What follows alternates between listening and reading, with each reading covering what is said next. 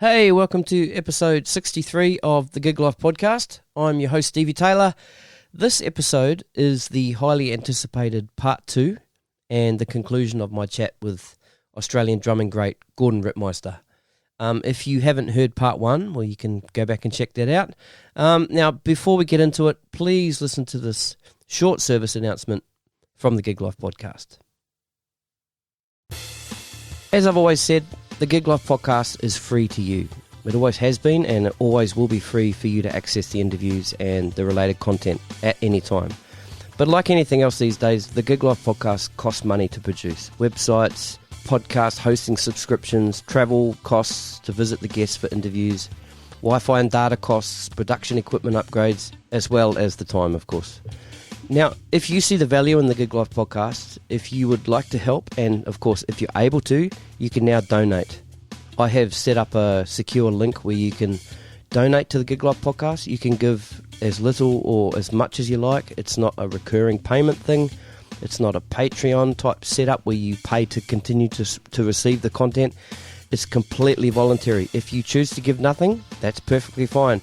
You will still be able to listen to the podcast as you have to this point, and you will continue to receive the new episodes as they become available, just like everybody else. Nothing will change. But whatever you do give will be very much appreciated, and also know that you'll be helping me to bring you and everybody else all these great interviews. The secure donate link is in the show notes of this episode or on the website, thegiglifepodcast.com. As always, you can contact me anytime via the website. There's a contact section on the website there, or you can hit me up on Facebook or Instagram, and the handle there is at the Gig Life Podcast, or you can hit me up on Twitter at the Gig Life Pod, or you can email me thegiglifepodcast@gmail.com.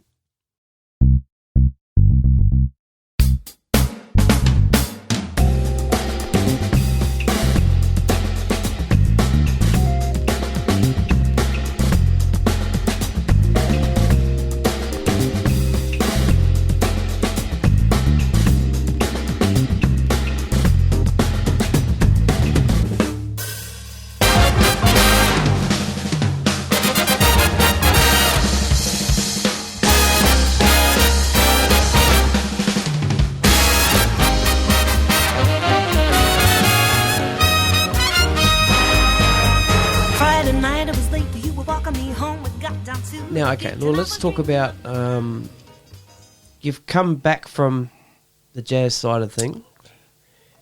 You know, you're back into that scene, you're doing sessions, you still got your foot in the jazz thing.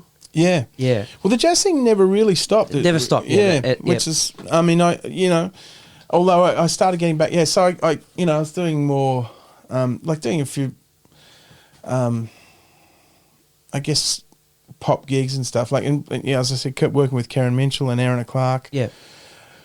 But touring with Don Burrows. But I started. In 1992, I got the gig with Margaret Ehrlich.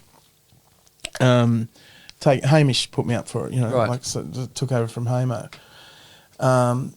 Which is, how things happen. It's like, and Hamo he moved on to Marsha Hines' band, which I later followed him into that too. Yep. But I got the gig with Margaret and toured with her for 92. And she had the Chameleon Dreams record. Right. Was this with Mark on bass? Yeah, no, not in the first band. Right. No, that was the later period. So right, the band I was in was Rebecca Johnson and Mike Kahn. Okay, yeah. I can't. It's all a bit confusing. No, I think it was Danny the Costa and Mary as a Party, or was that Marsha? No, it was Danny and Mary, Mike Kahn, and Rebecca Johnson and Andrew O. Actually, it was Dennis Mason first, and then Andrew O. You know Dennis? No. Yeah, he's a Kiwi guy. You all know each other. Yeah. Anyway, but yeah, then Andrew O joined the band, and so I toured with Margaret, and that was a great gig for me. I got to sort of see how the kind of, she was a big artist at the time. Yeah. And I played on her next record, but that flopped, you know. Not the whole thing. I did a couple of tracks, but it flopped, you know. Or it didn't flop, but it didn't do as well as the first two had. Right. But she was great, and you know, and that was a good time, and again, you know, pretty good conditions. We were travelling everywhere, and so I remember getting this call to do Monica and the Moochers, and I'm playing at least sort of 8 of the 10-piece band was all Deps, and Alex Hewitson was on bass. But I was not interested in chopping out, or I just was focused on the music. I suppose I was, you know, it was one of the times I was putting the music first. Anyway, we played this shuffle, and it got to this incredible place. And it wasn't just me. Like, I was thinking, wow, like, you know, it sort of dawned on me, man, this is feeling good, you know. And it wasn't just me. I looked up at Alex, and he looked at me and went, whoa. Like, it was like really something magical was kind of happening, right. You know. And it was this great, great feeling. And from that moment on, I kind of resolved thinking, if I could feel like that when I play, every time I play, if I could aspire to feel like that and achieve that, that's enough. I don't have to be Buddy Rich. I don't have to be David Jones for that matter. Yeah, you know. Yep. You know what I mean? Like, like it was such a. It was an epiphany, really, wasn't it? Yeah, really, absolutely. And like it was like that was enough of a thing to try to attain, you know. And so that kind of became the thing I did. And I won't, you know, I wouldn't say overnight, like it happened, you know, but it was what I, you know, gravitated to. And so, what did you do to start putting yourself in that position? I edited a lot of what I was playing, okay, you know, or a lot of what I would play. The effect of something simple. Like, you can play something simple and it can have much more effect than playing something complex. And that's not to say that playing something complex is a bad thing. Yeah, yeah. You know, like, you know, Andy's over in Germany now, Andy Gander, and he sends me things from time to time. He's doing. I'm not on Facebook so I know he posts this stuff on Instagram and Facebook. But I'm not any of that. But he sent me this thing the other day, and it's off the scale, you know, high level killing, like polyrhythmic. Have you checked any of that out? Like, I mean, it's ridiculous, you know. But for me, what makes it so ridiculous is just how beautiful it feels. Like, you know, and the touch and the groove, and the, you know, the sound concept and the way he blends the sounds. It's so sweet. Like, he's got such a sweet spot he puts everything in. And that's what, you know, that's what's great. So I'm not like, it's not that things have to be simple, because that ain't simple, you know, what he's doing. But it's that it has to have that thing, that beauty about it, you know. That's what Gad does. That's what Buddy does. That's what Vinny does. It's what Dave Weckl does. Right. They're all playing. It's musical. It's I understand. Yeah, like it's coming from that, even though it might be choppy, you know. But it's Richie Hayward's got it. Charlie Watts has got it. You know, James Gadsden's got it. Russ Kunkel's got it. Mickey Curry's got it. You know, like everyone's got it. Who's good? You know, like, I know what but you're that's saying. it's just that. That's what all the great guys have. They had the pocket. Doesn't actually matter what they're playing. It's the intent and the pocket. You know. So that's what you aspired to. That's the lesson I sort of learnt that day, and what I really want to achieve. You know. I mean, I like a good drum solo as much as the next person, but you know, unless it's doing that, it's not a good drum solo. You know, like you know. Yeah, it's for me. Yeah, but yeah. So anyway, so that was a kind of epiphany moment for me that I kind of changed my attitude. But so by this time I was sort of, I can't remember when that was. It's probably might have been like as early as 1990, you know. Right. But yeah, I think my psyche, like my mental state before that, I must have had enough of a thread of a groove to work, you know, because I was getting work. Yeah. But I can tell you, my internal mental thing was going, you know, okay, what cool thing can I play now, you know, and what can I follow that with? That'll. So that was the battle, eh? Trying to keep it in. Well, that was the that was the you know the dark side talking. Really. Yeah, the dark side. Yeah. You know, when James Taylor came out and with Steve Gadd one time, Bill Risby tells the story. Hamish Stewart said to him, they saw each other after the gig, and Hamish said to him, "That's what you get if you use your technique for good and not evil." He said, "You know, Nice. yeah." Yeah. Oh man, so yeah, that you know that was a great sort of eye opener and change of direction for me. So that, Right. you know, but like I mean, it's not as black and white as all that. And I'm kind of running myself down, saying, you know, I was thinking, well, how can I do this? Because you know, as I say, like I always like John Watson and Mark Meyer and Hamo. You know, I really dug that. I really dug those guys playing pocket, you know, and so, you know, I always had that in there somewhere, but it mightn't have been front and centre in those early days, you know. Yep. So, but it was there enough to get some gigs. Yeah, that's you good. know. But, you know, by the time I was touring with Margaret Ehrlich, you know, I guess I was on that path, you know, I was sort of, you know.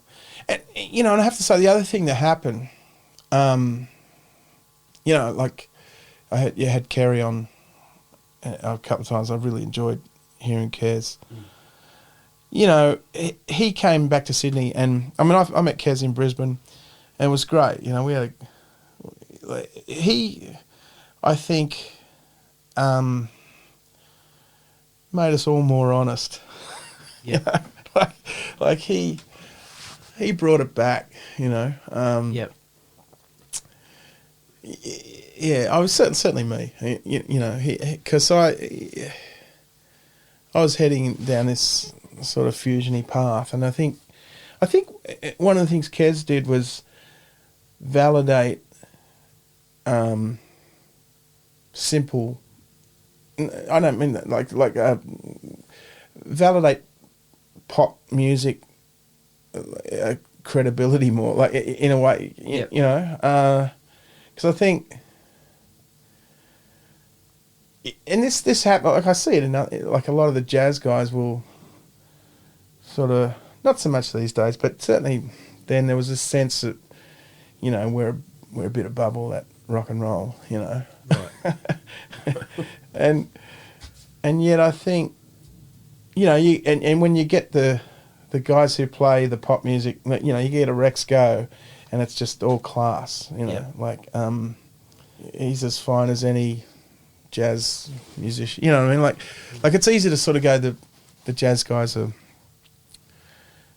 cleverer, or I don't know, high artistically, or it's easy to fall in that trap, and I think one of the things that, you know, when Kez was around, it made us. It was so high level and beautiful. It sort of, it made us all remember. Hang on a sec, you know, there ain't nothing wrong with pop music. You know, yeah, he impacted everybody. You know, Yeah, when he sure. came back, you know, like he was great. Like, you know, we first met in Brisbane, I think, and. I mean, I was floored when I heard him play. It was because that was another thing again. That was different from Hamish, like groovy, but LA sort of groovy. Like Hamish had this kind of James Brown groovy. Yeah, but Kez had this. He's got the Picaro thing for sure. Yeah, and it was you know, and it was very very sophisticated. You know. Yeah. and a great musician, like Yeah. a great, like a, he's a heavy musician. Yeah, an encyclopedia too, man. Yeah, Far yeah, out, yeah, yeah. Yeah, love him, man. yeah. Yeah, so where are we? Like, Yeah, 92. yeah, Relish, yeah. well, then you brought up how Kerry, like, yeah. Well, Kerry, You've changed, go on. yeah, changed your concept, you're playing, but you still had that thing in your head, like, I want to chop out, and then you saw Kerry. Well, yeah, well, it wasn't that cut and dry. It wasn't so much. It wasn't just Kerry, or like No, I'm just trying to bring you he back, gave it a yeah. I mean, but the thing, like, I was playing with Steve McKenna and Steve Hunter too, so I really compartmentalised gigs. Like, Right. that was, Steve McKenna and Steve Hunter and Dale Barlow. You play like that. Yeah, I was allowed to play like that, and Margaret Ehrlich or Marsha Hines or pop music. That's a different thing, Yeah. And so for a while I did play like that, and that's a bit. It's a bit dangerous, in a way. Now I'm saying it, because you can kind of, box yourself in a way, I suppose. But yeah, like, certainly, that was how I thought of it. Yeah. It probably is still. I there's still gigs where I think, well, I can get more interactive here. Right. Well, that is the case, Yeah. But but then after so Kerry moved to Sydney around in that year, I think around 92, moved back to Sydney, and I went to Melbourne to do the Vizzard show the next year, and Kerry took over Margaret's band. Yep. I think that was the order of how it went. So, and Gander was back in town, so I went to Melbourne, did Vizzard, and that was cool. That was a year of that was a great experience, Yeah. Played with some Melbourne guys. Sam C had the band, and he was great, and he's a legend, Sam. And Ricky Edwards, who, he's another guy we lost about a year ago. It was tragic, keyboard player, really great cat. Andy Burns was the other keyboard player, and Jeremy Allsop played bass. So that was a great band, and not the TV band experience I was expecting, though. I have to say, because I'd grown up, as I say, watching Don Lane and Midday, and where they were sort of all reading cats. These cats weren't. It wasn't really a reading band. Or, I mean, they could read, but that wasn't how they went about things, or it wasn't how Sam went about things. Right. Although we'd have these charts written for the acts and stuff, and we got to play with some good acts and all that, and playing live telly 5 nights a week and all that, and so that was all great. But TV's a lot of sitting around, Yeah, right. waiting for you to go, Yeah. But it was cool. It was a cool experience, and it was cool sort of to be on TV and all that stuff as a kid, I was early 20s and all that, and then I left that show just before it, because it was going to end, and I got offered a tour to Japan with Margaret Ehrlich.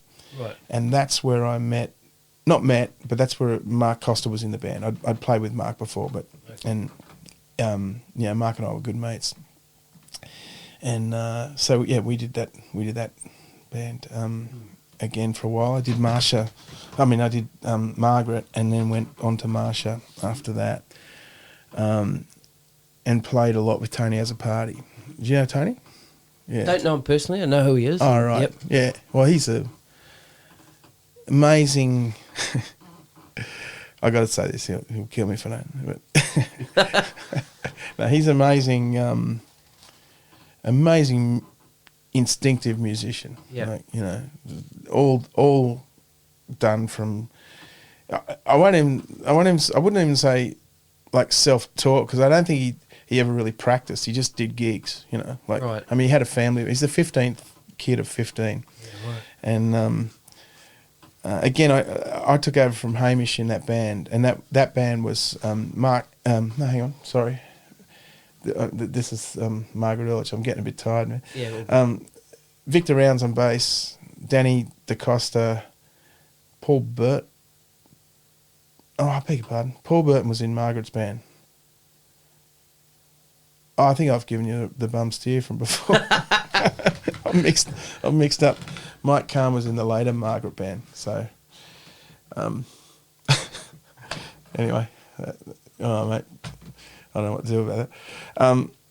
The first Margaret band I was in was Paul Burton, Rebecca Johnson, Danny DaCosta, Dennis Mason, then became Andrew O, and Mary as a Party, Tony's sister. Yep.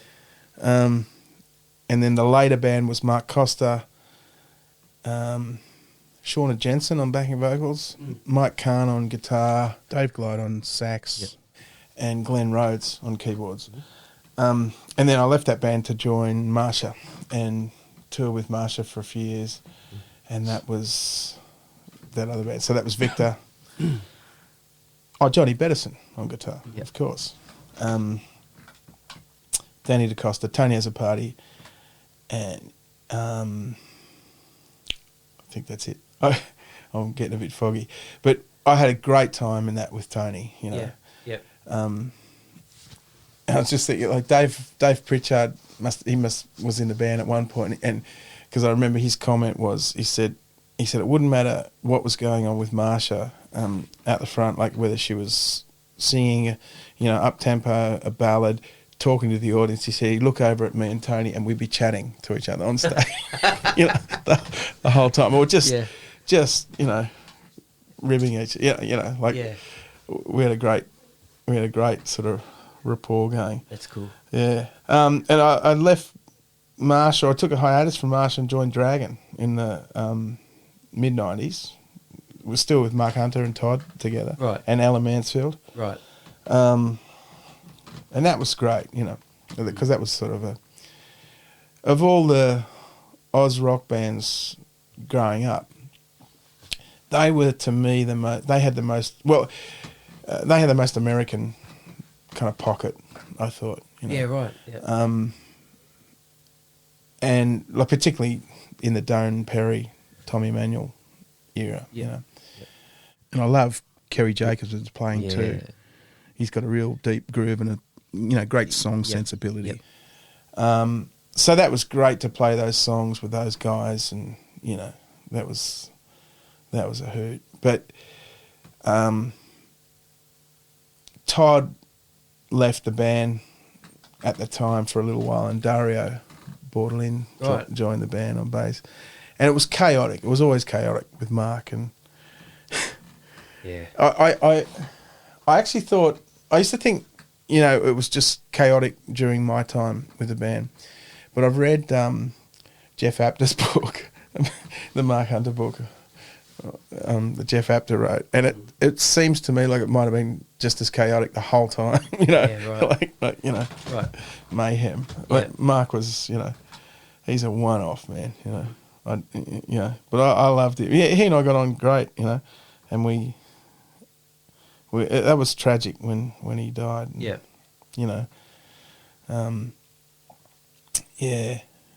But I loved that band. I loved playing in that band, and that band had a, that was sort of ticking a box. Yeah, right. Cool. That that was a real. I loved it. That's great. Great songs, great crafted pop songs, and. So did that end because Mark got sick? For your time, I mean. No, I mean no. It was just getting too chaotic, management wise too. They were out of control. It was sort of pretty wild, Okay. Because once Todd left, right, there was no one really driving the truck, Okay. And it was kind of crazy. So I ended up going back to Marsha for a while. And then I think I left Marsha. Kerry had been doing Margaret, and then I left Marsha, and Kerry came and did Marsha. Very incestuous. Oh, look, you know, everyone's resume ends up looking pretty much the same. Yeah, yeah. You know, I mean, David Jones played with Dragon. Yeah. Yeah, Pete Drummond's the longest drummer to play with Dragon. Is that right? Oh yeah, by you know, probably fivefold at least. Yeah, he's been doing it for 10 or 12 years or something. Right. I mean, Kerry Jacobson, but Dragon, like if you looked at who's played with Dragon, the drummers, it's everybody's played with Dragon, like everybody, man. I mean, like there's, mate, I reckon 50 cats have played drums with Dragon. Chaotic. Oh, mate, it's amazing. Yeah. All right, so out of Dragon, back to Marsha. Yeah. It's all a bit foggy now. I meant to kind of review this all before I came and saw you, but it's all good, man. Yeah. We'll make it work. I mean, and all the time, like throughout this, like still keeping the sort of jazz fusion things going. Yeah. Less, I suppose, straight ahead, but I was still working with Don Burrows. I was in with Don Burrows right up till. It wasn't a sort of. He moved to Paynesville in Victoria and then sort of toured less. You know, he didn't quite retire, but he just was doing less. I mean, he's still around. He's 91. He's still 91. He's got pretty bad Alzheimer's now, which is sad. But that was a great experience. You know, playing with Donna. You know, like but yeah, he had amazing time. Yep. On the saxophone, on any of his horns. You know, great. You know, like a really solid musician in every, like, one of those cats who, his solo's great, his time is great, his tuning's great, his pitch is, like everything, really just super pro, super slick, just, musical. Yeah.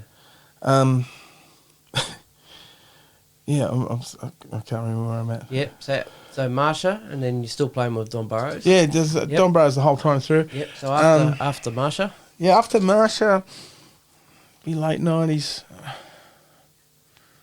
I can't remember. I remember Tom Burlinson in 1998. In May, Tom Burlinson started, he mortgaged his house and booked the Seymour Centre to do a Frank Sinatra show called A Life in Song. So it was this actually is what you mentioned earlier. Yeah. It was a big band on stage, and he would sing the songs, not doing an impression of Frank, but he sounds a bit like Frank, and but telling the story, and that was the show. And he booked it for 2 weeks, on his own money. Took a punt, and a week before we opened, Sinatra died, right? So the show goes through the roof. Blowing up. Yeah, like this, I mean, Tom will tell you he actually contemplated cancelling at the time. Oh, right. But it was a second career for Tom, Right, he went and did the show. So I think we did sort of like a long season in Sydney, and then he took it all around the country. We went to Canada with it, and went all over the place. And it was great fun. Like, I really dug Sinatra. It was great to play those charts, in a big band. I mean, I love big band. It's a great vibe. Do you play big band? No. I mean, it's a great feeling, And it goes all the way back to that experience with Mark Costa's dad, Right. Like, yeah. That sort of sent me on that path, really. There's nothing like the exhilaration of driving 18 cats, Yeah. And like when it's all happening, it's great feeling. So, we end up doing that a lot for the next few years, And like it was with Ralph Pyle. He used to run the band, and like they'd pick up different horns in all the different places. But there was a core rhythm section, and we all travelled with it, and it was great. but it was a show, and it was a bit like it got a bit hard sitting through the monologue. I have to say, right. like the music was great, but the monologue was kind of hard work. But I did that for a couple of years, and then met my wife, and Emily's. I met her through her dad, who was Roger Frampton, who was teaching at the con. I'd played with Roger a bit over the years, and he got sick. He had cancer, and we met at it's just coming up to 20 years, at the 10th of October, at a benefit concert for Roger at the Basement, and I got up and played. And after it, Emily came up to me and said, "Oh, thanks for playing. I'm Roger's daughter," So that's where I first met her. And then about a month later, I went and visited Roger, who was pretty sick, and Emily was there. So that's how we met. It wasn't long. Like, Roger died in January of the following year. That was of 2000. So I took advantage of her inner grief. This is that's now very public joke. Anyway,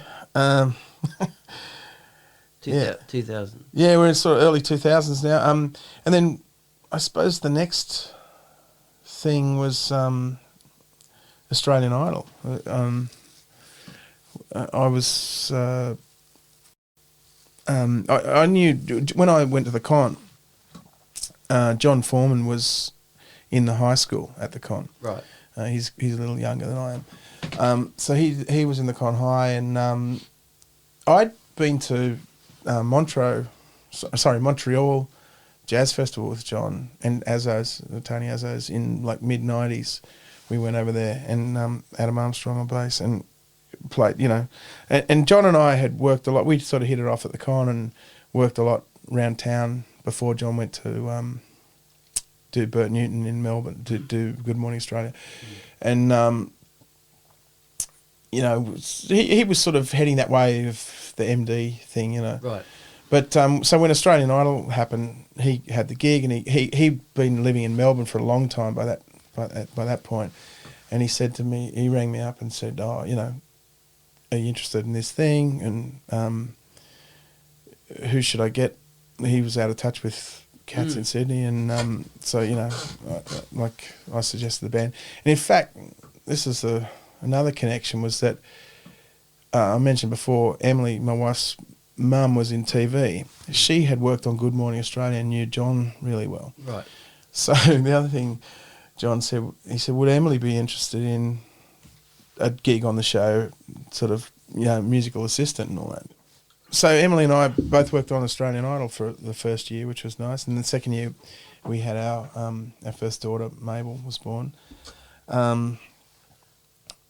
So she stopped. She only did the 1 year, but Idol went for 7 years. But at the end of we used to do this live tour at the end of the first couple of years. And that's all it lasted, because they got stiffed on the second year. But right. So we're touring, and we had one. It was the last night of the tour. We're on the Gold Coast room, and I got a call from James Morrison in my hotel room. And he said, "Are you working next week?" And I said, "Yeah, I've got some stuff on." Like I was, I've been away for a while. I was coming back to town. And I had a few bits and pieces on, but nothing glamorous, And he said, "I'm here with Lalo Schifrin, who's the guy who wrote Mission Impossible, amongst other things, and Cool Hand Luke, and composer." He said, "And we're playing with the Sydney Symphony this week, and it was Christian McBride on bass and Grady Tate playing the drums, and they'd been in Adelaide, and Grady'd suffered, it was some kind of memory loss thing. It wasn't a stroke, but he'd had some kind of thing where he just sort of didn't know where he was. So they were freaking out a bit." He said, "Well, look," he said, "I'll let you know." He's seeing doctors and stuff, but if you're happy to see if you can get out of your gigs, love you to come and play. Right, so it was, this is a thing called Jazz Meets the Symphony, right? And anyway, turns out Grady went back home, and so I got the call to do this gig. So I went and walked in, played with the Sydney Symph and Layla Schifrin and James and Christian McBride on the bass. I mean, man, like one of the best in the world, there, man. That is a pocket. That is insanely great.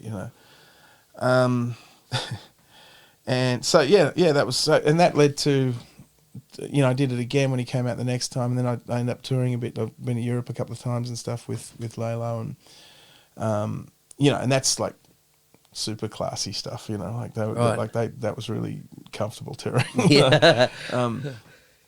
So that was just a fortuitous thing, but sometime around that, and I never know, but it would have been around 2004. I started working with James Morrison. By this time, Don had pretty much retired. Okay. And so I got into James Morrison's band, and I never quite know exactly when it was, because I started by just filling in here and there, and sure. then suddenly I was the guy, and I think that's how it works. Okay.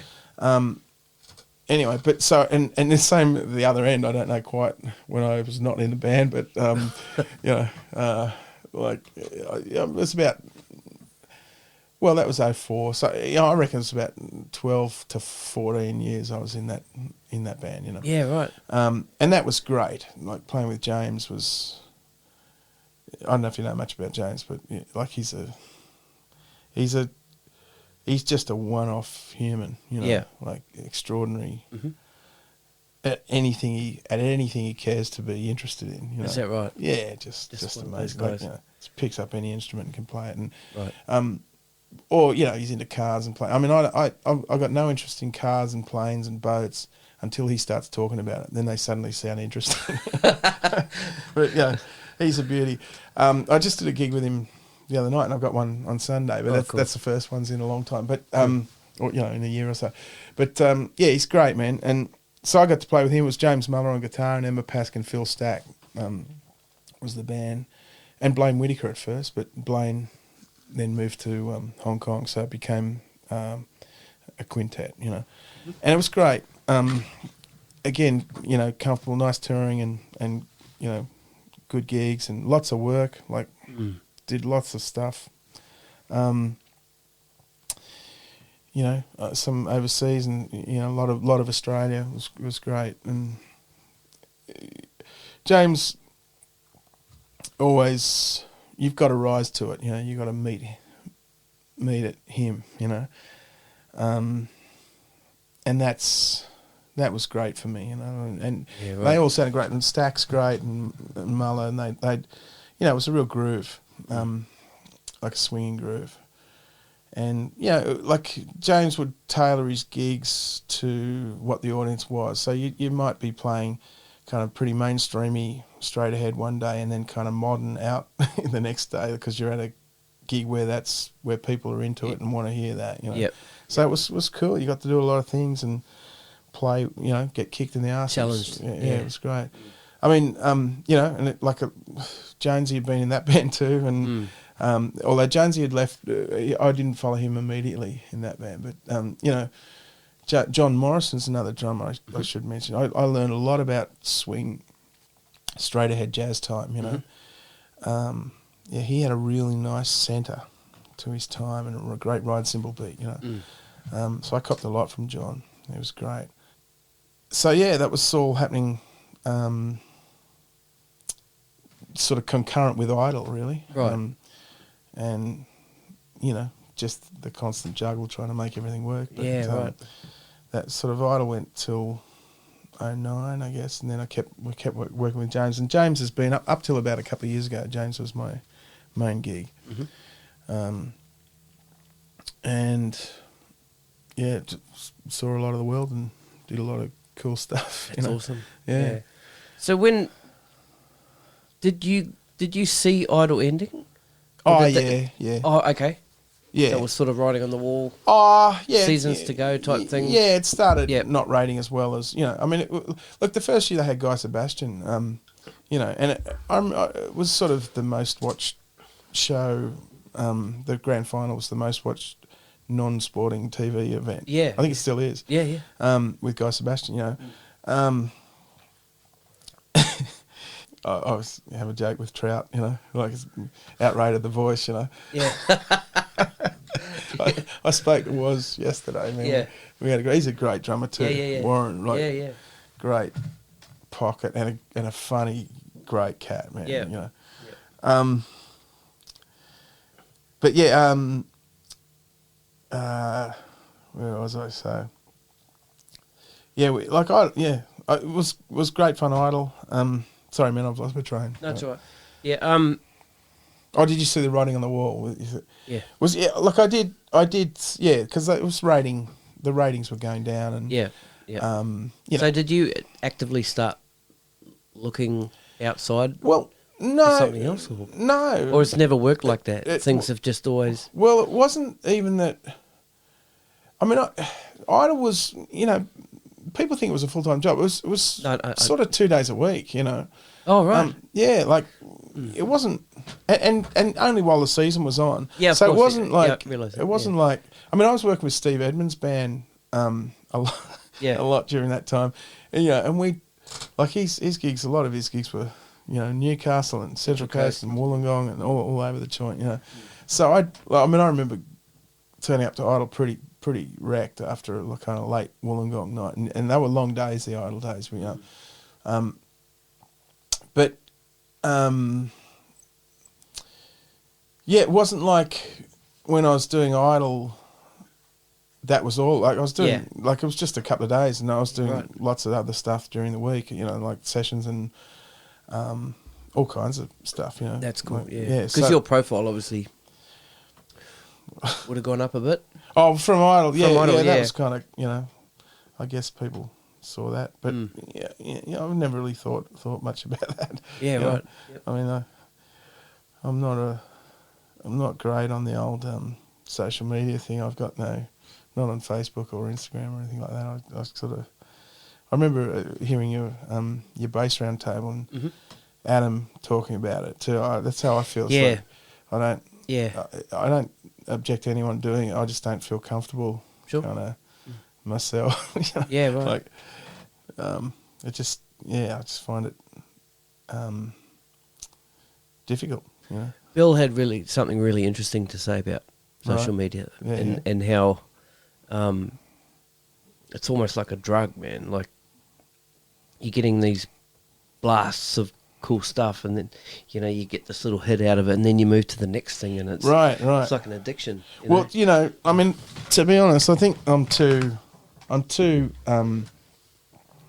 sensitive to cop criticism. Like I find. I don't think you'd cop criticism. Oh man, but from everything everything I see on Facebook and Instagram, and I mean, there's a lot of drummers groups. Right. So I'm out of touch with that. Look, but I got to say, like I mean, I've been playing nearly 40 years. It would be late, 38 years or something. And I look on YouTube and I see some cat who I think, man, this guy's pretty cool. And then you read the comments and go, this guy sucks. And I'm like, wow, man, like, how do you must know a lot about it, because I've been playing a while and I reckon he's good. But it's not just like they don't like it. It's so vitriolic and kind of it's trolls, man. That's all they do. Dark, man. But so like the internet's great, but it's given everybody the opportunity to sort of have their voice heard. Sure. And some people's how can I say it? I mean, some people I think have earned the right to have a stronger voice, from virtue of experience, like real experience, like absolutely. So I find that difficult, That's cool. There's other cats are like Pete Drummond's, great cat. I've just segued out of nowhere there. That's all good. Yeah. I mean, Pete Drummer mentioned was it Trout. Mitch Farmer, he's a great drummer. I got a lot from him in the early days and now. And Jim Peace is another friend of mine who's a fantastic drummer, and he's a great educator too. And he studied a lot with Joe Morello in the States and brought a lot of that stuff here, and he's a big inspiration to a lot of cats. Yeah. You know, Gander, I lived with Gander for a year. Yeah. I had a house in Eastwood, and he moved in. It was so much fun, you know. Yeah. It was just constant, like, round-the-clock drums. And I mean round-the-clock, you know, we used to get up and you'd be talking about drums, and there'd be the pads all over the place, you know, like practice pads, and, you know, we have videos on, and, you know, like constant, you go to your gig, we each come back from gigs, and you know, go on like late, you know, it'd be like 3 o'clock in the morning, you're still talking about drums with pads out, you know, playing and stuff. Right. And then, but the joke became, I don't know if you know the Jim Chapin Advanced Techniques for the Modern Drummer. Do you know about the sequel, Advanced Techniques Volume 2, The Open End? Do you know about that? No. Oh, it's this big, thick book like this, and it's like about, you know, 3 inches thick, and it's got like a folder, and there's pages in it with rhythms written on them, with a cutout, so you can lay that page on another page, and have all these rhythms, these multiple rhythms playing it. So it's called the open end because it's the, you know, infinite combinations of rhythms against each other. Right. So the joke would be with Gander, you know, like we've been talking about drums since, like, you know, 9 o'clock this morning. You know, all day, watching videos, practicing, playing pads, listening to music. You know, they'd be like, "Oh, I'm going to bed." You go, you clean your teeth, and then I grab that book and I put it under my arm. I'd say, "Well, I'll see you in the morning." You know, and I've got the Jim Chapin book. You know. Like really. Yeah. Just go and do a bit of practice now. That's classic. Yeah, it was funny stuff, but it was great, man. There was the time. Pete Drummond used to come and hang out, you know, and there's a story which is always funny. Pete, I'd seen Pete play. Like Pete used to come and see gigs and stuff. And I remember doing it. We did a drum clinic at Sound Level in Ultimo, and Pete played, and he was beautiful, man. He's killing it, you know. And I saw him do this alternating flam thing, really quick alternating flams, you know. And it was something I'd never really checked out, you know, like, because I was kind of like in a Tony Williams, the sort of flams the one way, you know. Right. Anyway, and we got talking. Gander was living, and I was talking. Pete rang up. Gander's in his room practicing on the pads. He's on his room practicing, and Pete rings up, and we're chatting. And I brought up the alternating flam thing. I said, yeah. So what's the go with it? Like, you know, and he said, and we're talking. I said, how fast can you do it? He said, 16ths at 140. And I went, okay, right. Anyway, we finished the conversation, and I went into Gander, and he's in there, and he's got the metronome on. He's got the pads. I said, just dial up 140 for me on the metronome. You know, it's like out here. I said, wow. He goes, what? I said, Pete Drummond reckons he can play alternating flams at 140 in 16ths, you know. He goes, oh, yeah, right. Anyway, so I go out, and 5 minutes later, Gander comes out. He goes, ring him up, get him on the phone. he goes, I've got a workshop that is. I've got to hear it. I want to hear him. Yeah, let's see it.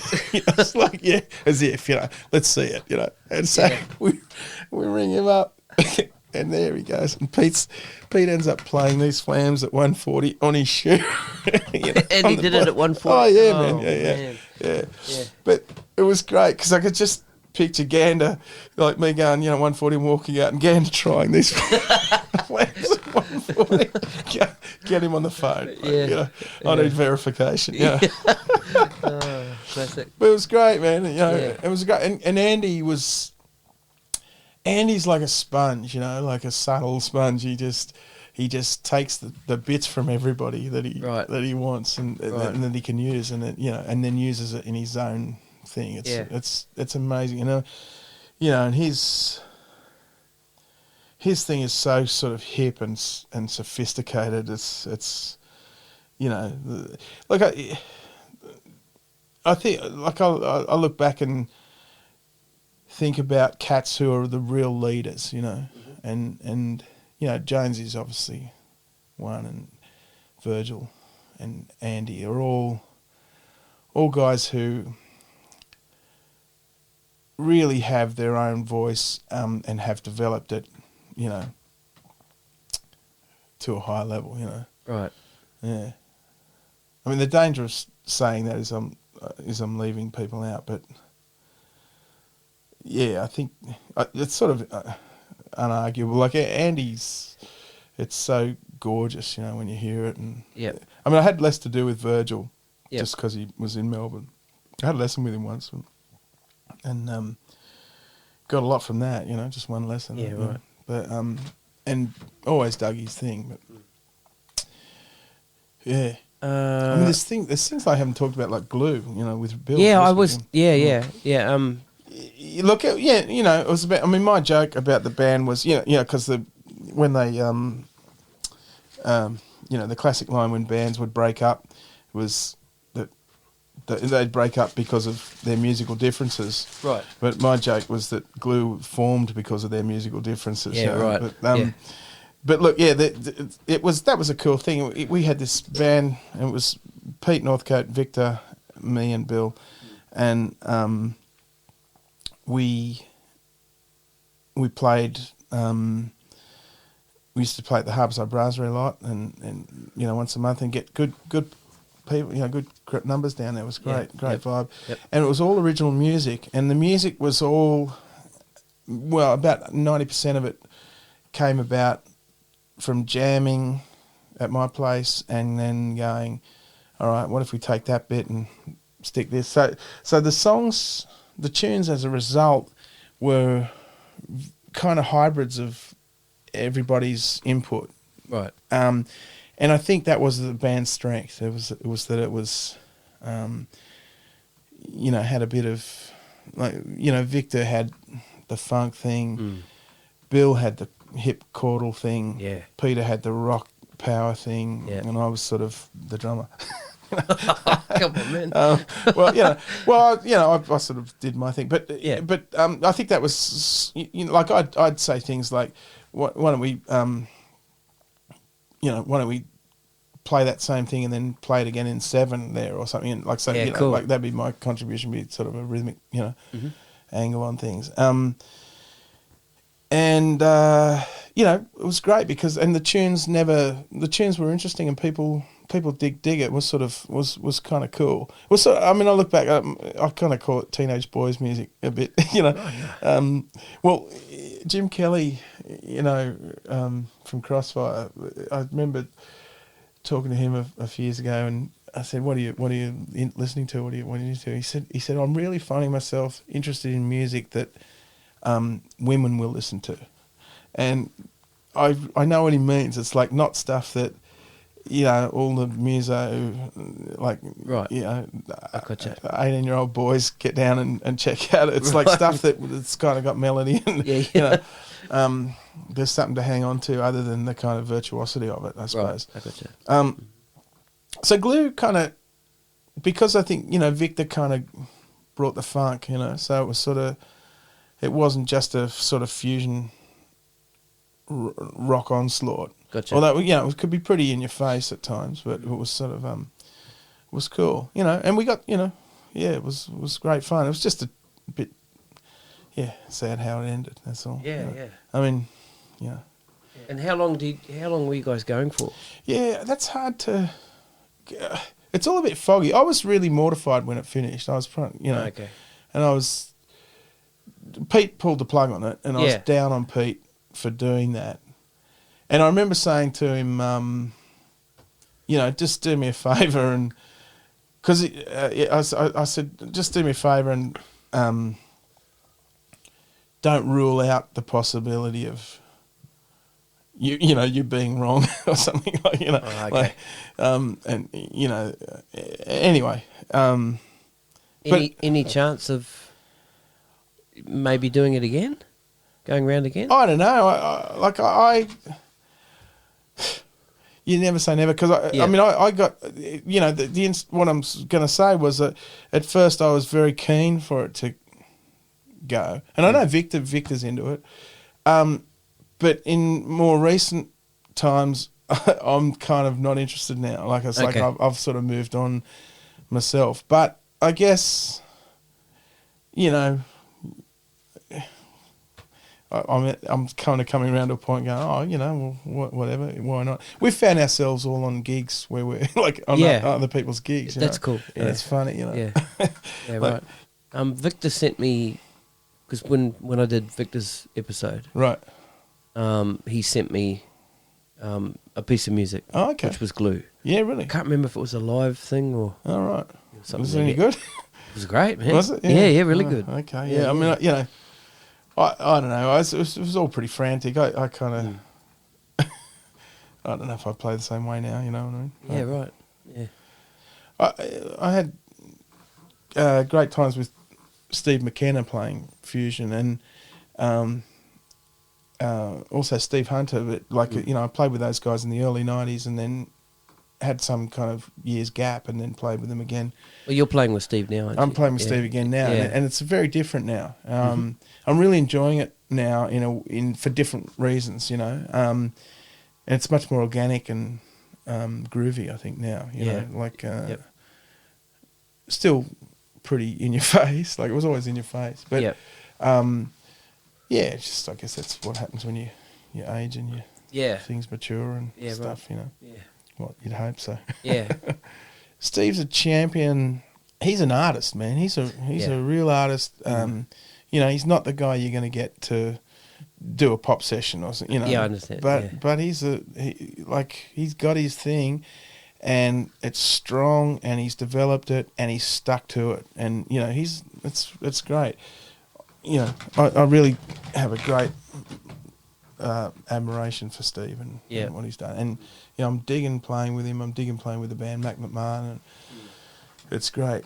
So you've played with Leon a fair bit over the years. Yeah, a lot. Yeah. So when was that first meeting? And well, I mean, I remember seeing Leon back in the '80s when I was in high school. When I was sneaking into the basement, and he had a band with Dave Jones and Sam McNally, and I think Tommy Emmanuel. There were various lineups of it, but one was called the Inevitables and one was called the Invincibles. And I think that's sort of the first time. And when I was sort of, hanging out with David, Leon would often be on sessions and stuff like that. So I remember him from back then. But I did sessions with him, jingles and stuff.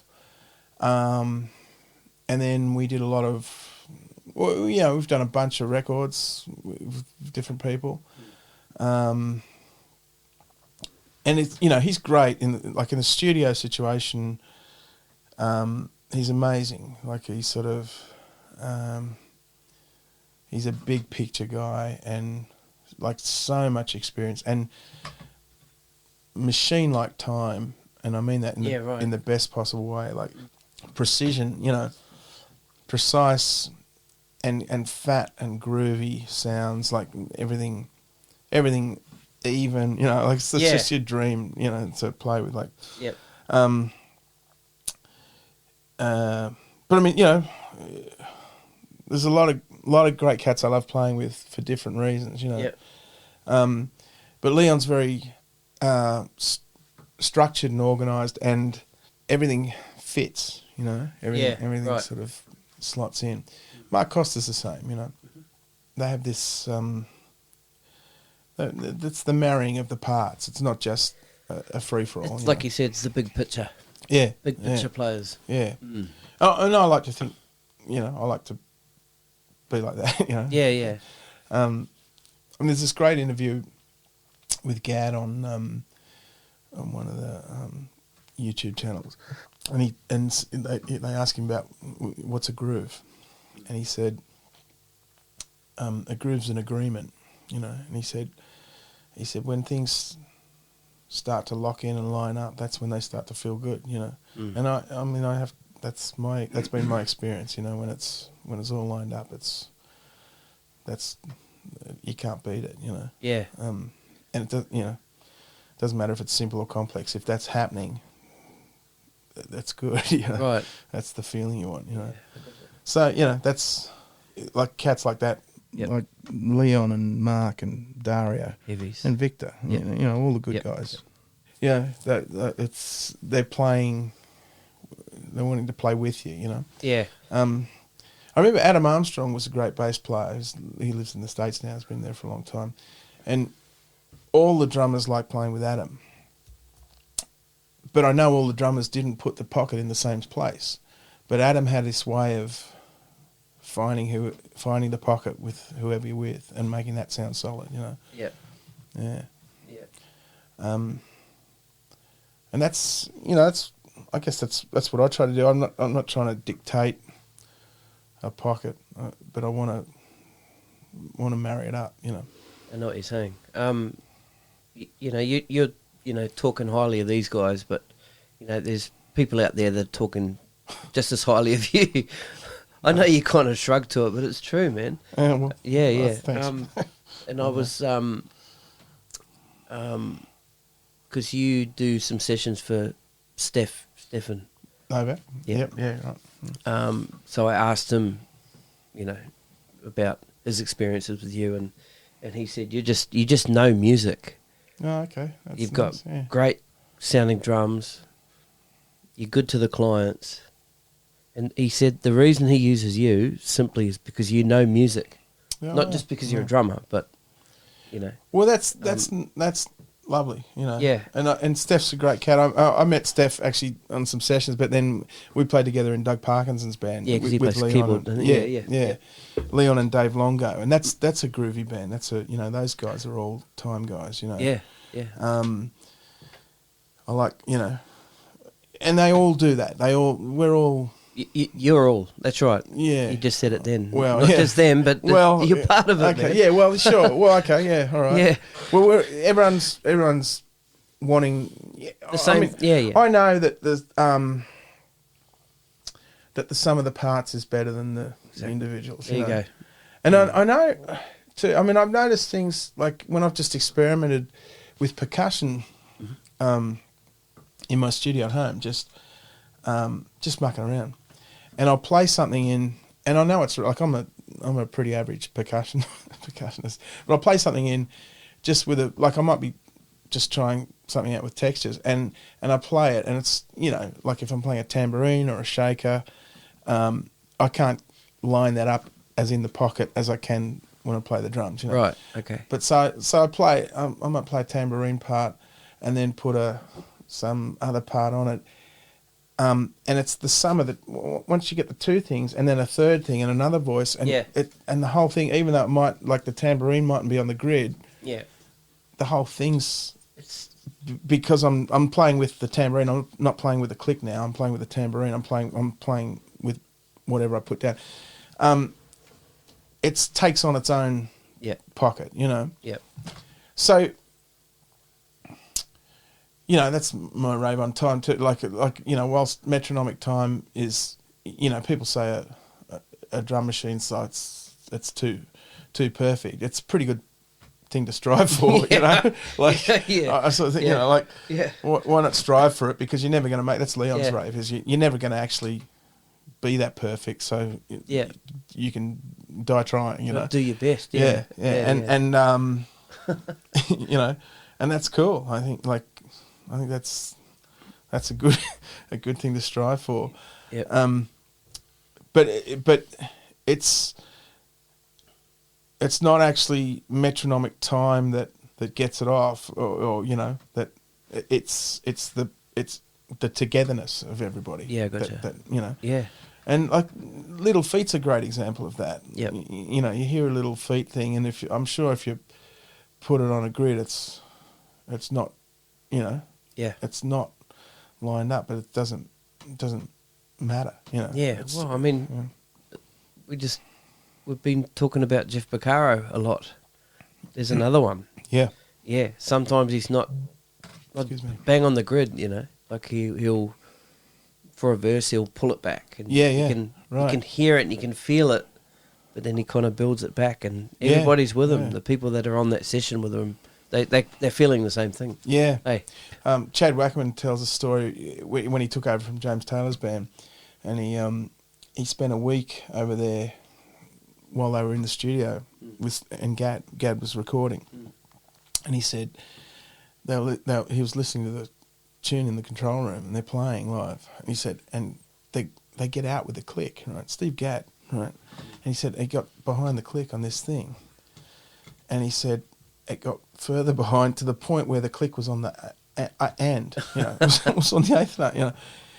And he's sort of going, what? Like, Steve, this is Steve Gadd. Like, what's going on? This is incredible. And he said, and when they came in and they turned off the click, he said it was just beautiful, like silky, like it just swam, you know, like in this most gorgeous way. It was just so, you know. Yeah. I mean, that's balls, isn't it? I mean, but you know, it's a great. Yeah. And it makes you think about how they'd have that click in, how Gadd would have the click in his ears. Yeah. Would he have it like really low? I guess. How does he get to that point? You know, well, look, where the click's on the end, or does he just? Yeah, or maybe he didn't have click and he was just in the pocket. Maybe. I mean, yeah. Look, but you know, these days too, you sort of think, oh, everything's got to be on the grid so that, you know, it lines up, because people are policing it by looking. Yeah, they're going, well, that doesn't feel right because it doesn't look right. That's you know? it. Yeah. You know, but yeah, I mean, music breathes, and I think breathes with people, like, you know. Yeah. Yeah. But that said, I mean, I know the times when I listen back to myself and I'm not happy is the times when I'm pushing it or laying back, you know, like I think, you know, other people, I'm much more forgiving of other people doing that than I am of myself, you know. Right. Like I sort of, like I'm down on myself when I do it, but Steve can do it. Yeah, that's it. He's all right. That's it. Now you've got your own studio at your house. Yeah. Now when did you build that? Well, I mean, it was there. Like I had there was a double garage in the when we were moving. When we were looking to buy a place, I was looking around for a place with a big, area, and missed out on one, but the agent said, oh, another one's come on the market. He said, it's no good. He said, it's got this, because I said I want a large property, you know, large land. And he said, oh, this one's come on. But he says, no good, it's got this big double garage in the backyard. I said, oh, what a drag. Let me have a look at it. You know, so I went there and checked it out. And it's, and that's the place we bought. Yeah. And the guys there used to do up cars. So they had this double garage in the back. And I've since added on to it. And it's got it was a 6 by 8 metres. And now it's about 11 by 10, so it's a kind of big area. It's got, you know, kitchen, bathroom, and a control room, and a storeroom, and you know, main studio area. Yeah. When you built that studio, did you have in mind recording, or do you just wanted a place where you could go and play your drums? And the reason I'm asking that is, did you see us? You know, because you guys were doing a lot of sessions and stuff, and I'm not sure if this was about the time where studios were starting to close and remote recording started to kind of come on the scene. Were you kind of starting to be proactive with that and thought you'd set yourself up? Yeah, I think that was in the back of my mind, but the room was always meant to be for recording, practicing, rehearsing. Like, you know, like for just, you know. Which is what it is. It's where I, you know, do everything. And, you know, I have rehearsals there too with bands and stuff. But it's, and I sort of did see the remote recording thing coming. And I you know, I have to say it's not as satisfying a way to make music as, I understand you know, I mean, the records I grew up listening to, you know, 5 blokes or people in a room, you know, all playing with each other and going, you know, like how about we push this, or how about we, make a stop there, or how about we, play a bar of 5, or how about we, whatever, And I think the way it, just by virtue of the economics of it, the way it's done when I'm doing drum tracks, is a lot of that creative decision making is sort of implicit in the guide that you get when you sent something to play with, which is fine. But it's a little, it's you're never going to get the swagger, of course, of a groove with cats playing together. Yeah, I think that's a given. I think everyone kind of gets that. I think what I was, with my question, sort of wondering, did you see the writing on the wall in the industry, and you wanted to kind of set yourself up? I wouldn't. No, I don't think I saw the writing on the wall for the big studios as much as I thought. Oh, this is another way I can do stuff. Another way, like right. This might be a way that I can do some things, but I didn't. Yeah, I mean, there's because that's early in the pit. You got onto that early. Yeah. You did. Yeah. I mean, but I mean, I'm a computer guy, but I'm not. Yep. I'm not. I'm not mad. Like, I'm not a mad engineer. Like, Stefan and Dave Longo, are really great friends of mine, and they're mad for it. Like, they're sound guys. They're guys who, they know gear. Like, I've got good gear, and I've got gear that works, and I got some nice pre's, and I've got nice average mics. I haven't got super expensive mics, like they're standard studio mics that, Yep. I mean, they're not cheap. They're not cheap, but they're just standard mics, and I got some nice pre's. I think the pre's are that's the money. And I'm working on Pro Tools now. I was on Digital Performer, but okay, I'm working on Pro Tools now, which is a much more streamlined system for me. Right.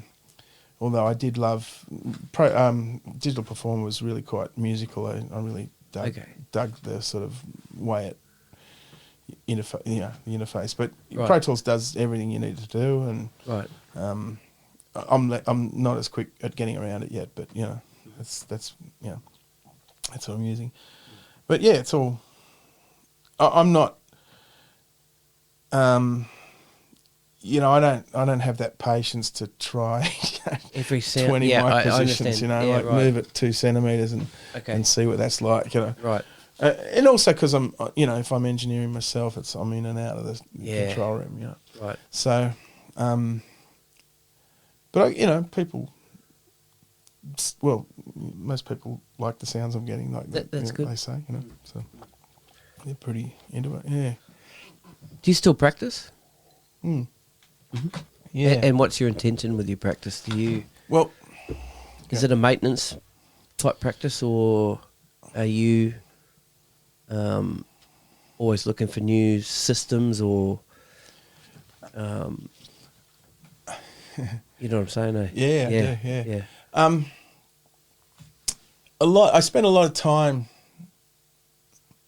thinking about music, and I think so.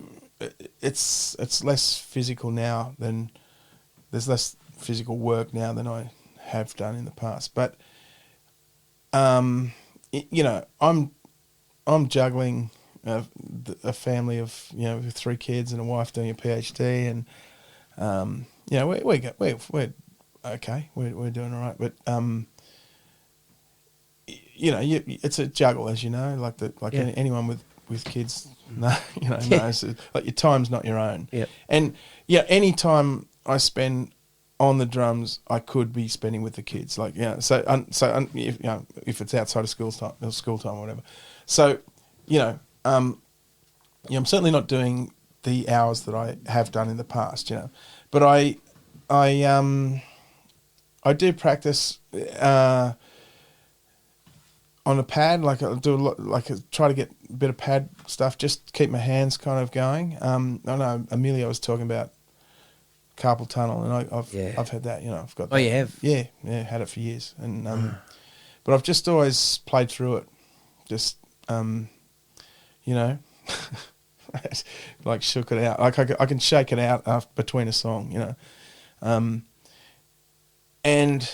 but like if I play on the pad, it keeps it away. It right. A little bit. Makes it less frequent. And so I've really enjoyed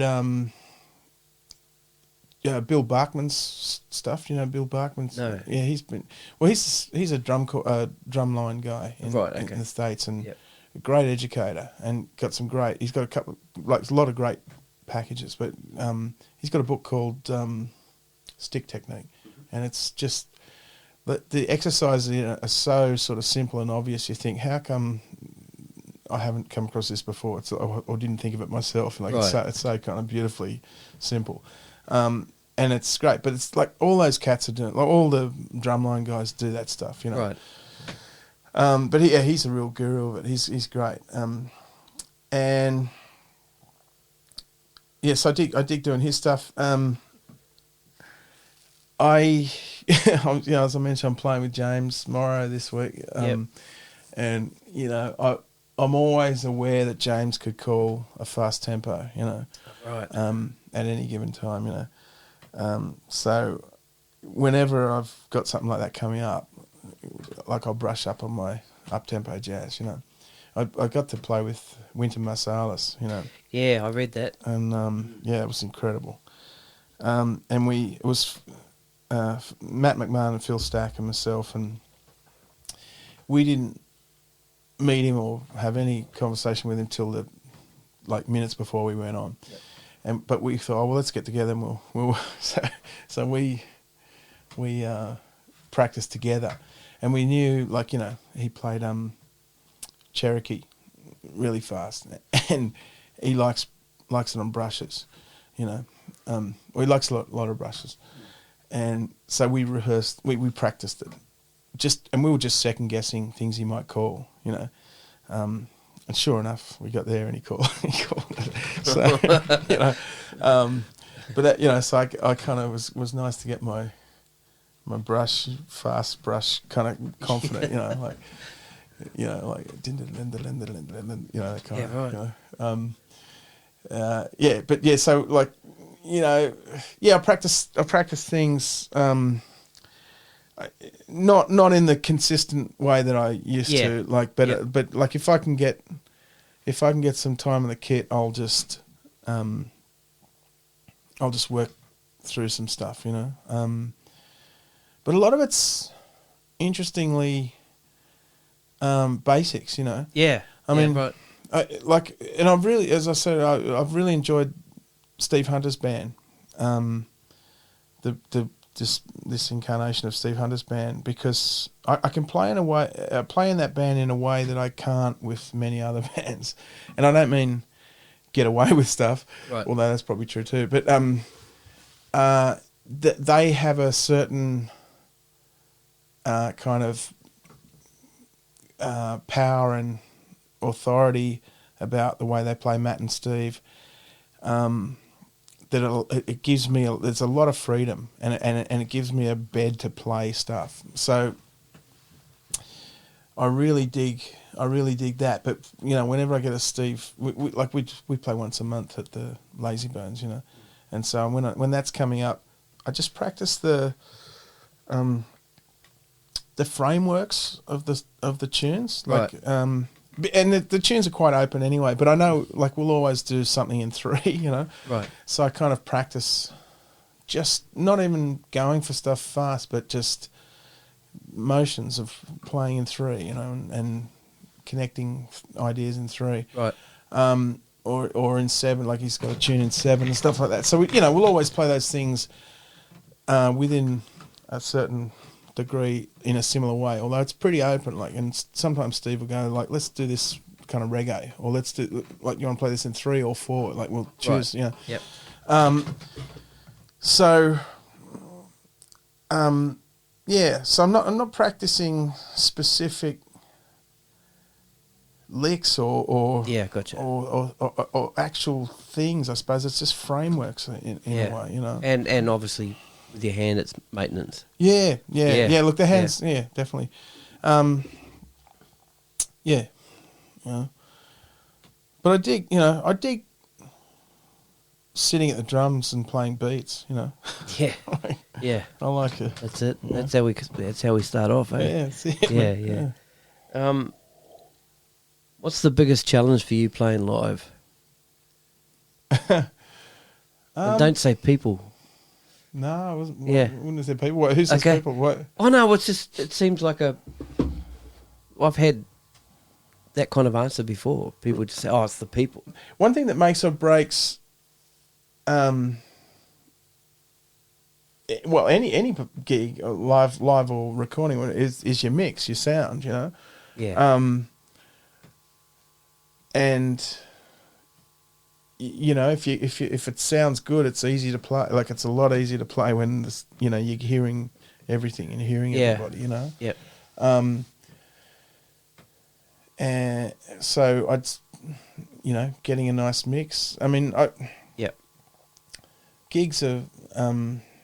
I know these days. Like, I find myself working harder for each gig, rather than, like, when I first started, like, you'd join Margaret Ehrlich's band and you'd learn the 20 songs or whatever, and you're on the road for a year or 6 months or a year, and but now you're learning 20, 30 songs every weekend, right? Right. To get through a gig, okay, and that's the sort of thing. Like, Leon has decided he's not going to do that. Like, he's happy to go in and read your show if you've got a book and, like, a properly written charts. He'll go and do that, and he'll do it beautifully. Right. But he doesn't want to go home and practice. It's not homework. He's not going to do the homework for you that you should do. I think he's kind of got the right to do that. Yeah, absolutely. And I mean, I came in on, I was around when that was the case, that you weren't expected to do homework. Like, if someone wanted you to learn tunes, they paid you for a rehearsal. Like, now you're sort of turning up and doing it without a rehearsal, So, yeah. Are you finding yourself getting asked to do, rehearsals for gigs and not getting paid for the rehearsal? Besides something that you're kind of invested in. Yeah. No, well, there's a bit of that. Yeah, it's a bit of that. I mean, it's all different. I find, Hamish Stewart's, Hamish has got a beautiful rave about, he said, I really like some people in the music business, and I don't mind hauling my drums up 3 flights of stairs to play some jazz every now and then. But he said the hardest thing is telling people I can't do their gig.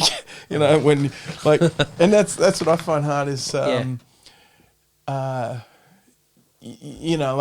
someone says, I've got a gig in April next year, right?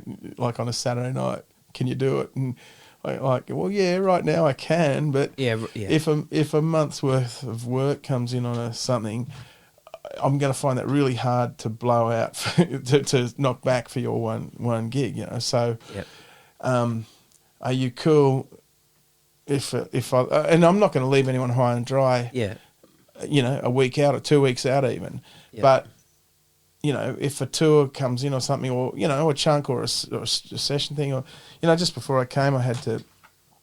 I got this Hell month coming up, and on one of the days off, I've got a rehearsal for another show, and a session came in for that day, and the session crosses over with this rehearsal, and it's like, it's a paid rehearsal, but it's not paid as much as the session, Right, and I'd rather be on the session, So I sort of, kind of sent an email out to everyone and said, look, you guys, I just got to move 2 hours back. Like, would everyone be cool with that? And actually, everyone got back to me and said, cool. It was actually fairly smooth. So, like I said, look, I got this. Now you got an extra gig. Yeah, well, I got. It's a two call session. Super hell week. Yeah, that's right. Fuck. Well, yeah. Oh man, yeah. Once this thing starts, I don't get a day off for about 30 days or something. Like it's yeah, really stupid. Like I've filled up the gaps, like really dumb. But you know, but you get to go home every day. Yeah. Oh, no. Well, it's a couple of days. I'm going to James's school in Mount Gambier. You know, but yeah, but you know, but yeah, it's crazy, man. I mean, you know. So have there been any gigs that you've been offered that you had to turn down that you regret that you did? Yeah. Yep. I got called to play with Barry Gibb for the Wave Aid concert, and I was with Morrison. I had a clash, and I was in like Esperance, or I think it's like in inland Queensland somewhere, like not Esperance. I can't remember what it's called. Emerald in Queensland. And James is great. Like he's cool about. He totally understands if you get a bunch of work or something big or something. You know, he's totally cool. He was really good about that. He tells a story about. Sorry, I'm getting sidetracked. He tells this story about he was had a gig in Papua New Guinea, and he got a call direct from Quincy Jones saying, "I'm doing this concert. I want you to be the soloist. It's this date," and he's got this gig in Papua New Guinea, and he says, "All right, let me get back to you." And he talks to the people in Papua New Guinea. He says, "Can I change the date?" And they said no. And he said, "Can I come back, like change the date and come back and give you 2 concerts?" And they said no. And he offered them something else, And they said, "Look, sorry, it's not that we're being difficult, but the way Papua New Guinea works is everyone hears on the Bush Telegraph that something's happening." He said, "And if they come to town that night and you're not here, someone's going to get shot and killed." Like it's, And so James had to do the gig. He had to turn Quincy Jones down to play, Papua New Guinea. Otherwise someone will fucking die. Yeah. Oh, so, and he did. But he always tells that story. And James is great to talk to. And his vibe is, it's cool to ask, if you can get out of a gig. Yeah. But if someone doesn't let you, then you should honour that because they had you first, Yeah. True. So, but it's always tricky because, sometimes there's stuff you want to do. Anyway, James would have let me off the gig, but they'd booked the flights to Emerald, Right. And in hindsight, what I should have done was just burnt the flights and paid for someone else to go. Yeah, right, okay. To play with James, someone that he'd be happy with, but done it. But I didn't sort of think that quick, or But then we were coming back from Emerald, and Phil Stack was on bass, and he'd been asked to do it as well. This Wave Aid gig with, and we come back, and it's all over the news. Wave Aid, Barry Gibb singing with Olivia Newton-John, and the crowd's going mental. And there's like thousands, 50,000 people going mental. And that's the gig where we were going to be on, and we got a photo of us with our arms around each other, looking at Now I put a question out to my millions of Instagram followers. Do they have any questions for Gordy? Yeah, right. So now, Tim Firth. Right. How has The Office influenced your playing and general outlook on life?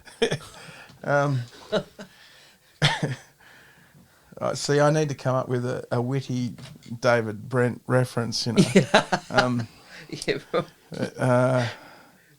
Leave that one with me for a minute. Yeah. How's The Office? I think that's probably the reaction he was after. Yeah. Well, just say, well. Now, Paul Derricott. Yeah. Yep. What's your favourite shuffle? I don't know. You mean as in, like, what song has my favourite shuffle, or what's my favourite He shuffle just to wrote play? favourite shuffle. Yeah, I mean, I mean, it's like anything that feels good. I don't rate things one over another, I suppose. Yeah, right, okay.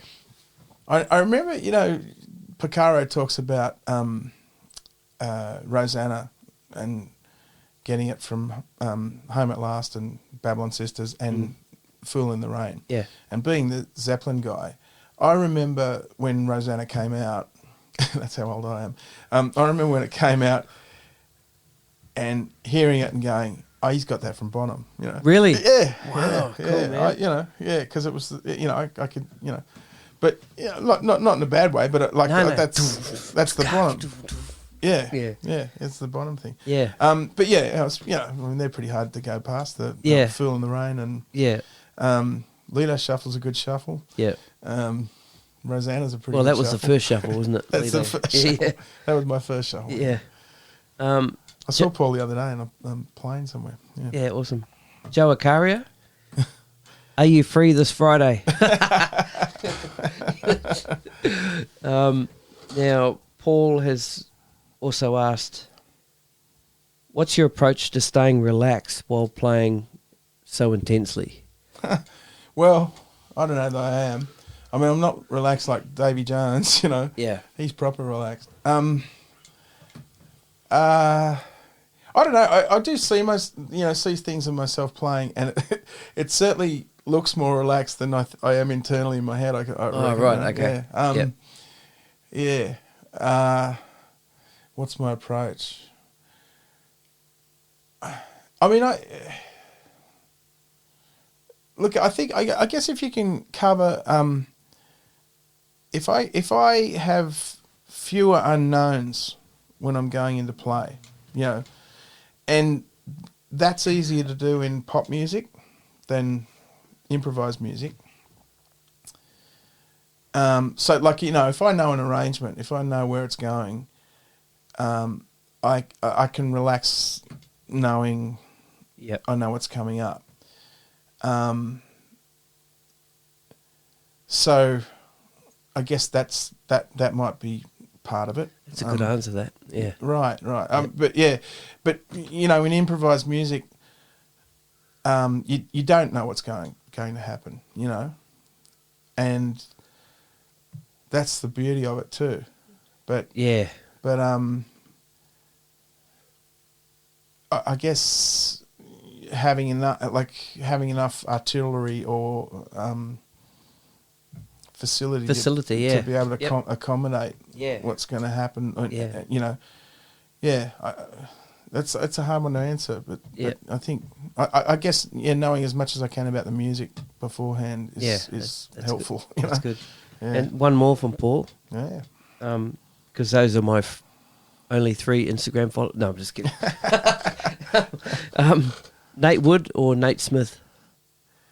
I like Nate Wood. Nate Wood's a beauty. Yeah. Yep. I mean, both great. I mean, different thing. Different thing. Yeah. I got to play with Nate Wood, which was. Did you really? Yeah. Right. Yeah. As a bass player. Yeah. He played guitar and sang. So he came out with this knee body with Nate Wood, right? Yeah. Yeah. Let's cut that bit out. I was just thinking, God, have I got the wrong Nate? Because he's one of the followers on the. Is he really? No, I don't know. Probably not. Don't think so. Right, you better clean this up. I got to play with Nate Wood. He came out with knee body, but he came out a week early, and with Sean Whalen and his wife. His wife played bass, he played guitar and sang, and Sean played keys and I'd play drums, strangely. But it was fantastic, man. He was very cool and great songs, great guy, great musician, And he, it was funny because he sent me the stuff out, and I sent him I hadn't met him, I just sent him an email and I said we're just all on email. And I said, how attached are you to your parts on the record? Is it open a bit or, And he wrote back and he said, completely unattached. He said, you can do whatever you like. you know, and to the point where when they got here and we had a little run through in the afternoon, he said, you know, one guy just played it like a free thing, you know, they just went with that, like they just go with whatever people do, you know, and it was very cool, like great, and the song stood up, you know, because it's and. So I just did my thing on it, and it was cool, and you know, it was great, you know, it was fantastic, yeah, fantastic vibe. That's really cool. Yeah, yeah, and there's, you know, not to mention all the Melbourne cats too. Oh, of course. You know, Farouj, Jerry Pantazis, Dave Beck, Johnny Corniola, Johnny Salerno. I love his playing. Oh, man. He I'm just doing some stuff with Richard Clapton coming up, and I've been checking out Johnny, and man, the way that guy hits the drums is just beautiful. Love it, you know. Yeah. And Fisso's Fisso's from Perth, but he's in Melbourne now. But, you know, I've got a big list. yeah. I'll get to them all. Yeah, I mean, you know, all these guys I've changed subjects again, but all these cats have, you know, had an impact and continue to, and But yeah, I'm pleased to have mentioned Mark Meyer, because he's you know, I want people to know about him. You know? That's cool. Like, I love the guy, you know. Like, you know, had a big impact, you know. Okay. Yeah. Well, I'll definitely look into him and... Yeah, man. Yep. That'd be cool. He's a class act, you know.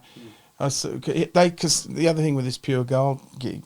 Sorry, I'm off course, man. It's all right. But the other thing with the Pure Gold is it's a house band, but they intersperse it with self-contained bands. So Dragon sometimes do it. So, you know, often it's Pete, and in the encores I get Pete up to play, and we play double drums and all that stuff. Cool. It's great fun. But Mark Meyer was on with Moving Pictures one time, so I got to play with Mark, which is nice. But you know, I remember like watching him play "What About Me," you know, and there's the drums are only in the middle of that, you know, for about 16 bars or whatever it is, or towards the end, you know. And I'm watching Mark, and all the way through, he's tapping time on his leg, like, and it's not subtle. He's generating time, not playing, but he's hitting his leg with a stick, and it's generating a pulse in the band. And I thought, I thought, that's the thing that always got me. Like, I mean, you know, it's this lust for time, for you know, controlling time, you know. It's beautiful. Like, that's cool, man. Yeah, man. That's Mark Meyer. I'll be checking him out. Yeah, he's a boss. Yeah. All right, Gordon Rytmeister, thanks so much, man. Thanks for having me. Bloody pleasure having you here, man. Oh, you're a champion. I love what you do, man. It's great. Thank you, brother. Yeah. Awesome. It's a great thing. Cheers, Gordy. Thank you. Later, bro. See ya.